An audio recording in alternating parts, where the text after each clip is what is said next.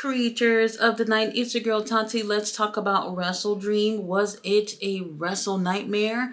I'll say this. If you've kind of felt like there's too many matches, maybe. We had another match added on the pre-show, so I had to come on the stream a little bit earlier because another match was added on. I don't really care to talk about the pre-show much, but I will say this. Atlantis Jr. versus Brian Cage. Brian Cage took the win, and he is now the Ring of Honor TV champion. Like I said, if there's anything I know, was that title was definitely going to change hands. Now, they added another match, which was Outrunners teaming up with a conglomeration to go against the Premier Athletes and Dark Order. And obviously, I don't even need to get into it. Now, in terms of this pay-per-view, I will say the order of this show was not great. And I really felt like it was so important to get it right with the order so that the vibe could just flow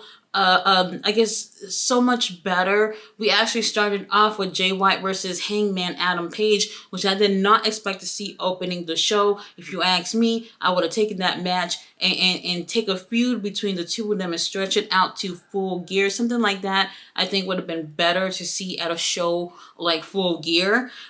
We did have Jay White end up taking the win. And honestly, to me, I feel like neither one of these guys could really afford to take the win. But Jay White ended up taking it. Now, Hangman throughout this match kept holding on to his knee. But then at some point it was seeming like he was holding on to both knees. And it might look like there's an issue here in terms of his knee. And maybe we might not end up seeing him for a while. We'll see what ends up happening with that. I did think this was a great match between the two of them. But for an opening match, it was very, very quiet. The crowd just didn't really react the way you would expect it. I would have probably gone with Hologram and Beast Morthos to open the show. Now, right after that, to make matters even worse, the women's title, the only women's match on this main card, was second of the night. And that's what happened at All In as well. Remember, Toni Storm had put her title against Mariah May on second on that card, which was very, very surprising. Now, I knew this wasn't going to go anywhere in terms of the title changing hands. So, Willow Nightingale, baby, we love you, but it's not your time. Mariah May is still using Toni Storm's moves, which obviously is a clear giveaway that this feud between the two of them is not over. I don't know if people are necessarily happy about that or not, but I would love to see more of Mariah just doing her own thing. So far, I'm not really impressed. So after this, we had the TV title on the line. We had Jackson Perry versus Shibata. Shibata is just like the man of my dreams. He gets in the ring, take care of shit, and leave. And that's how I like it. I like it just like that. Now, unfortunately, I did not see Shibata taking this title. I said it in my prediction video that this was to open the door to a feud with Jackson Perry and Daniel Garcia. Now, after we did have a pretty great match here, Shibata, man, he gave us a really great match here. Like Jackson Perry said, he wanted that New Japan Shibata that almost died in the motherfucking ring, and I think he gave him that for the most part in this match. And Jackson Perry was just like, damn, you gotta be careful for what you wish for because you just might get it. But he ends up taking the win here, which I was okay with. Now, after this, Jackson Perry goes on to attack our boy Shibata, and then here comes Daniel Garcia. Like I motherfucking said, he goes out there to save Shibata. And then who comes out? It's a scumbag MJF, which I was not expecting at all. So MJF come out there, and I was just like, holy shit, what is happening here?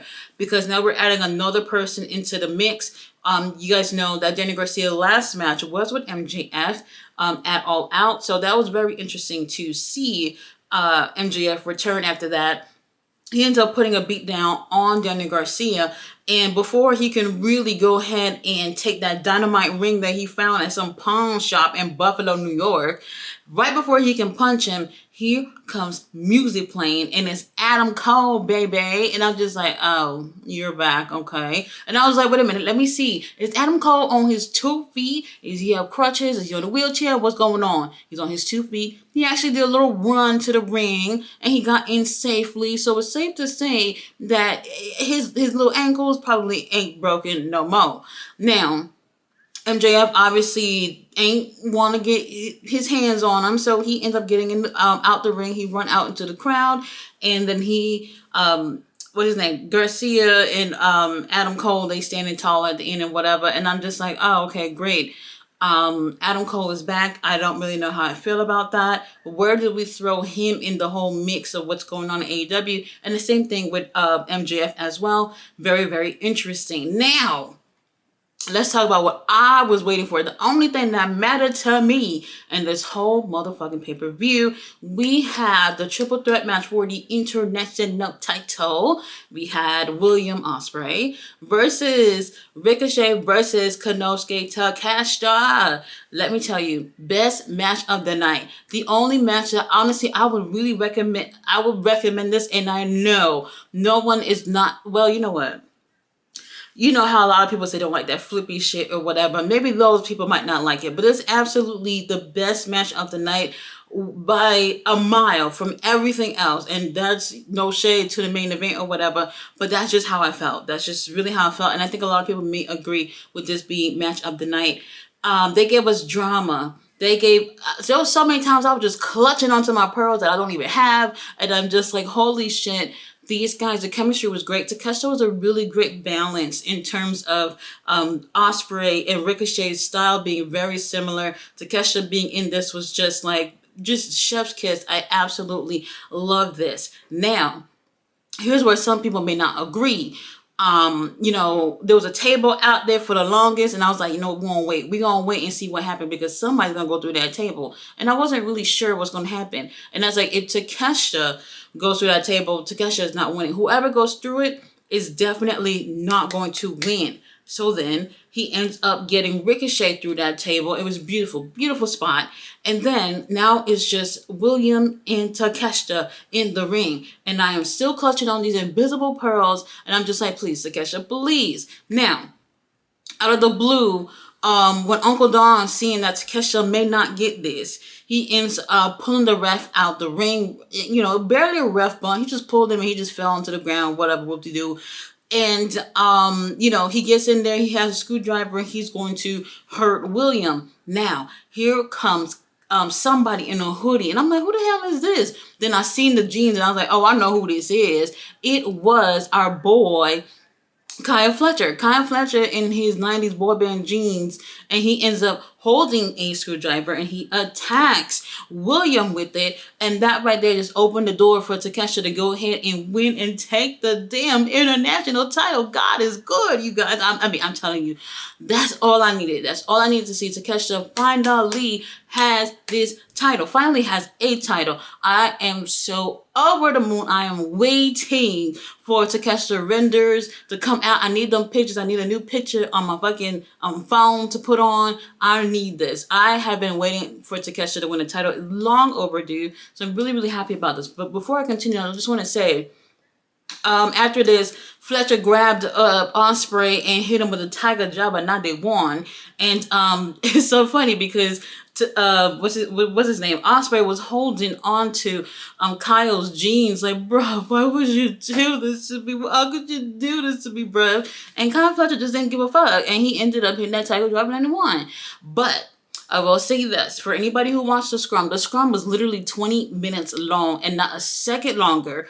Because Tony Khan had other things to do. Nigel and Shivani ass over there taking over the scrum since TK had other things to do. Takeshita was on there, and Takeshita was answering questions. Now, yes, he has the accent. No, he's not the best at English, but he can speak for his motherfucking self, and he was answering questions at the scrums. And I've been saying for the longest that this is the this is what they should have been doing with Takeshita for the longest, was just let him speak. And honestly, I was so happy, just over the moon, to hear him speak at the media scrum. Right now, I just don't know what we're going to do in terms of William. William, you can go home, spend time with your family. Takeshita is our champion, and I couldn't be more proud. I love him. Now, after this, we do have Beast Mortos versus Hologram for the kids. And I have to say, this was 2 out of 3 falls. Obviously, like I said, Hologram will get the first one, Beast Mortos will get the second one, and then obvious that Hologram will get the next one. Tony Khan, can you just stop with the obvious booking shit? Like, this is so weird. I have to say, this was not bad. However, something about everyone just being overjoyed about Takeshita winning and everything. Now, this just kind of brought it down a notch. I felt like something like this should have opened the show. The crowd didn't seem to be all in it until towards them reaching for that third fall of the match. So it was whatever. I mean, you know what? It ain't nothing to talk about. But Beast Mortos, if you need somebody to nurse you back to health, I am available. After this, Darby Allin versus Brody King came on, and to be honest, I didn't care for this either. Darby Allin is always doing the impossible, like no matter what. Like Brody King, he whooped his ass and he did put him through hell. But no matter what, Darby is just always that guy who is doing the impossible and just always overcoming everything that comes his way. And for him to take a win via coffin drop on Brody King, of all people, Brody is so much bigger than him, and which is just like, if somebody like Darby had fell on him, like, he wouldn't even feel it. You know what? Let me not get into it, because that logic just not work for me. I said it before that Darby Allin needs to have other finishers, especially when going against wrestlers that are 2, 3, 4 times his size. It doesn't really make sense, not even to, even the most casual fans that just be like, what the fuck is this? How can a guy who's skin and bones just end up putting a coffin drop on someone like Brody and take the win? The match was all right if you want to see Darby get his ass whooped, but eventually he ends up taking the win. After this, tag team titles are on the line, and it's the Young Bucks versus Private Party. And I have to be honest and say that no matter how talented these teams are, there was no reason why the Young Bucks needed to win this. No reason at all. Brother Zay, them shoes, you might as well throw them in the trash. The bottom of his shoes was just open the whole time. Like, bro, them Jordans are fucking cooked. Throw them away. I don't understand. We had Stokely, who was out there, who was watching in the crowd. We also had the whole Top Flight and crew. The whole fucking crew was sitting there watching. And I think people were speculating that they would get involved or whatever, and they didn't, which is very interesting.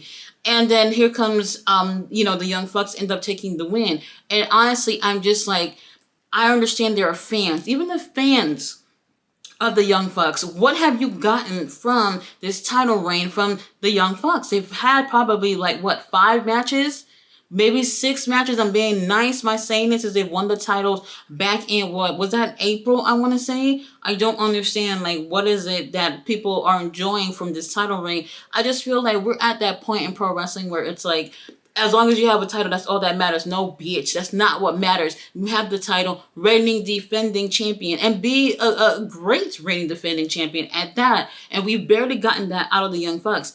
And me personally, y'all know me, I prefer heels. I'm a heel girl. I love the heels, and I've gotten nothing from the Young Bucks. It's like, bro, put these fucking titles on the line. Help bring up these young cats. I will say Private Party has looked better within these series of matches. However, they didn't take the win, which I feel like should have happened. This was very crucial, I think, for the tag division of the titles changing hands tonight. This would have been an example, a little bit of a glimmer of hope for the other tag teams that are out there in AEW, especially, to feel like there is hope for someone, for other teams other than FTR, other than the Young Bucks, to actually get their hands on this title. Tony Khan, I think you made the wrong motherfucking decision with this tonight, and I'm literally putting all biasness aside. There is nothing. We are not getting not a damn thing with the Young Bucks with these titles. All right, after this, I don't know how, I don't know in what universe that made this happen, but Chris Jericho happened to put himself second to last on the fucking card, which is interesting. And I know people will probably be like, well, it's a Ring of Honor world title. Why wouldn't this be second to last? I'll tell you why. Because Tony Khan has never, ever put this much importance onto the world title only when Chris Jericho was up for the title, either when he had it or when now tonight when he going with our boy Pastor Briscoe. And he doesn't really put an emphasis of importance when it comes to Ring of Honor to me. And y'all know me, I watch Ring of Honor every motherfucking week. I watch all the pay-per-views since he has bought this company. And he doesn't really put importance over it unless Chris Jericho is somehow involved. And if you don't believe me, just go through the fucking history of AEW, Ring of Honor, whatever. I don't got time for it. Now, Pastor Briscoe is really trying to get a win here, but our boy Big Bill is ringside being distracted and getting involved. And then here comes Orange Cassidy coming to take him out. And then we have also Brian Keith coming out. And then we had to have, who was it? Was it Rocky who came out next? Whatever the situation is, whoever was coming out for Chris Jericho, the conglomeration had an answer for that. So they made sure everything was even out with Mark Briscoe and Chris Jericho. Now, Mark Briscoe ends up taking the win with a Jay Driller. He said, Jay, this is for you, brother. And he ends up hitting that shit on Chris Jericho. He did give him a good beating, good ass whooping, but this right here is not going to keep Chris Jericho from coming right back on Dynamite next week. And honestly, to be honest, I don't know. Chris Jericho don't do it for me, and a lot of other people that I know don't necessarily care for Chris Jericho. I don't know if it will take for Chris Jericho to just be like, you know what, let me just stay in the background or whatever. Why don't he just be a cheerleader for Big Bill and Brian Keith and see if they can win something for once? Something like that would be interesting to see. I'm over it with Chris Jericho. Main event. The American Dragon, Bryan Danielson versus Jon Moxley. We love both of them, y'all. You know we love them. However, Jon Moxley done gone over to the dark side, and he wants that title. He really wants that title. Now, for me, I wasn't sure where this was going to go, but I felt like Danielson was going to retain. Now, when Danielson comes out, they already fighting. Him and Moxley are fighting. Music is still playing. Final Countdown is still on a loop. They're fighting, and I'm just like, you know what? This is kind of cool. I'll take this because of the song. Now, match gets started, and to be honest, I'm like, okay, this is okay, but I'm not blown out of the fucking park with this. I still feel like, even after watching the main event, that the international title match was definitely the best match of the night. But we do get a chance to really see the hate from Moxley, come through in this match with what he did with Danielson. And Danielson is looking like, bitch, I'm trying to retain. I really want to be champion for much longer. I'm ready to retire. We have to talk about the end of this match. So the end of this match, we do have Moxley. Well, wait, hold on. Before I get there, Marina Shafir was getting all involved and everything. And it got to the point where Ref was like, bitch, get the hell up out of here. You're bothering me. I can't focus with you over here. Get out. So she had to leave. So they end up continuing this thing. And surprise, surprise, Danielson had a little cut over his eyebrow. And Moxley didn't even bleed. Not one time, which we all was betting to happen, unfortunately. And towards the end, we have here. This is very important to if anybody can take a look back at what happened. I don't know if you will agree with me. Moxley has Danielson in a choke. He's choking him out, and he ends up falling to the ground with Danielson after they were standing up for a few seconds. Now they're both laid down there, and the ref, he actually checks. He checks his arm. He just goes like this. Just checks his arm. And I think checks his shoulder or something. And then he gets up. And right when he gets up, look back at this for anybody who wasn't paying attention. Danielson actually takes his hands, both of his hands, and reaches for Moxley's arms that's around his motherfucking neck.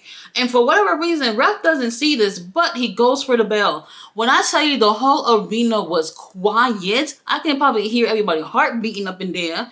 I couldn't even believe it because I was like, wait a minute. He didn't fade. He did not tap. So what happened here? Why did the ref make that decision in terms of calling the match off? Now, he calls it off, and Moxley's the obvious winner. I think for me, maybe if the ref looked for one more second and see that Danielson was not faded, you can't be faded and grabbing onto somebody's arm at the same time. There's just no motherfucking way. And I don't think he was faded at all. So I don't know where that came from. But you can even see in Moxley's eyes that he looks sad about it. But he was like, give my motherfucking title. They gave him the title. Claudio, Marina, Pac, oh my God, packing them abs. Oh Lord. They came on out. And they had a duffel bag and they put the world title in it. What that was about, I have no motherfucking clue. And then here come the shenanigans. So, they obviously trying to get their hands on Danielson. And then the first soldiers to come out, the AEW soldier, the president of the soldiers, Darby Allin, came out with a chair to make sure none of that shit would have happened. And at the same time that he's coming out, just a couple of seconds behind him is Wheeler Yuta. And I'm just like, oh, look, our boys are here. You know, Darby, you're annoying, but whatever. I'm happy that you're here for Danielson. Now, while Darby is back, is faced away from Wheeler Yuta and Danielson, he turns around, and then here comes Wheeler Yuta, I think with maybe a Busaiku knee, to Darby. Now everybody and their mama is just like, oh no, what's going on? Everybody's just losing their tits or whatever. And I'm just like, holy shit, what's happening here? I have to, man, I couldn't believe it. The entire time, Wheeler Yuta looks absolutely like Moxley and them probably called him up and said, look, we got your family in the basement. We're going to kill every single one of them if you don't come out and help us beat up Danielson tonight. And that's exactly what it felt. You see nothing but sadness and remorse in Wheeler Yuta's face while he's doing all of this. Now, when this ends up happening, he goes on to... they end up giving him the plastic bag so that he can put it over Danielson's face. And I'm just like, oh, you're going to be the one to choke him out? And he actually does. He is absolutely just regretting the whole thing while he's doing this. And then you also see Marina and Pac. They took Darby and they taped up his arms onto the ropes. And then Pac was just going off. He was like, yes, tape that motherfucker. You were just going so crazy. I was like, what the hell is happening here? Marina sat on Darby the whole time while they was choking out Danielson, so his ass don't get up. And I was just like, holy shit, these guys are just so fucking crazy. It was insane. So then, while this was happening, here comes the useless security guards. They come out there and just be useless as always. Orange Cassidy and them came out. Private Party and them came out there, got their ass whooped. Jerry got his ass whooped and somehow was leaking from what? I have no clue. Who else was there? Hook was over there. Daniel Garcia came out there. The whole company came out. All the baby faces came out there. And they put Danielson on a stretcher. They had that neck thing to hold up his neck. And they was giving us drama for this whole thing. And honestly, I liked it. I'm cool with it. My only thing was the fact that the ref made that decision to go for the bell when he clearly didn't fade and he clearly didn't tap out. And I don't know if we're going to address this at some point or whatever. And I have to say, Fightful, who's over here talking about Fightful, has confirmed that Danielson's full-time career is over. Bitch, y'all did not confirm a motherfucking thing, because Daniel said when he loses the title that he will no longer be wrestling full-time. Don't confirm shit. Danielson said it his damn self before. What pay-per-view he said it? Whatever show he said it, he's already said it. Fightful is always looking to be the first one to say something when really it's already been said. Whatever. The pay-per-view I thought was great. I would probably give it a 7 out of 10, to be honest with you. I cared nothing for the order of the matches. And that killed the vibe a little bit for me. Takeshita winning could have just given it a 10 altogether. I thought everything was okay, but I do want to say that the very last thing on the pay-per-view was a shot of Darby Allin crying. Right next to him is Orange Cassidy, who's kinda crying. Daniel Garcia right next to him, and Hook. And I thought that was very interesting that these four were the last 4 people that we saw at the end of the pay-per-view. I don't know if they're gonna come up with this super AEW team or something, Infinity Wars or whatever, to go against the new BCC. Whatever the situation is, very, very interesting to see it end with those 4 guys. Would I recommend the pay per view? Absolutely. If there's any match to really sit through that I think you're really gonna enjoy, it will be the international match. I thought that was the best one on the card. Everything else was I'm looking forward for what we're gonna get for Full Gear. Things are gonna get turned up a notch. Tony Khan was not at the media scrum. I'm guessing it was him going to the hospital with Danielson, or just making sure Danielson was alive for obviously legal reasons. And it's interesting. It's interesting. I love pro wrestling, you guys. I really do. I don't know what else I'd be talking about, to be honest, if it wasn't for it. AEW, sometimes we need to get it together, but sometimes I think they do a really great job. This was a good pay-per-view. We'll see what happens with Full Gear. Guys, thanks so much for watching my review. I'll be back on Wednesday with Dynamite. See you guys then. Bye.